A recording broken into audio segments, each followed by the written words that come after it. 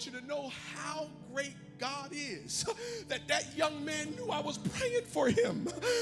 They were bringing me from ICU and they were bringing me into another floor to a regular floor, and they were wheeling me to this particular floor.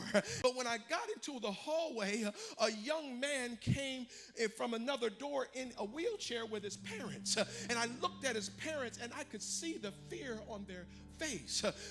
He was preparing to go for surgery, and I could see the fear that they had on their face. And I was sitting in the wheelchair waiting to get on the elevator. And so he was on one side of the hall and I was on the other side. And I began to pray for him right there. I began to intercede for that young man right there. And I so desperately wanted to get out of my wheelchair and minister to his parents. But because, again, under the fact that I was under so much medication, I was afraid that something might have happened. I might have fell or did something stupid. So I sat there and I prayed. But I want you to know how great God is, that young man knew I was praying for him.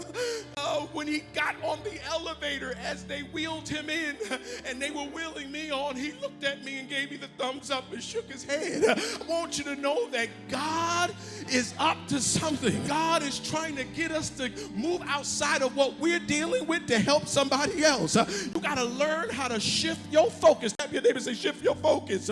I could have been so caught up with what was going on with me, I could have missed what was going on with his parents. I want you to know I was praying for his parents, because there's nothing like having your child to be sick and you have no power over that. You want to help them so desperately but know not what to do. There's so many parents that are at the hospital right now that don't know God, that don't have anybody related to them that knows God, and their children needs a saint in their life.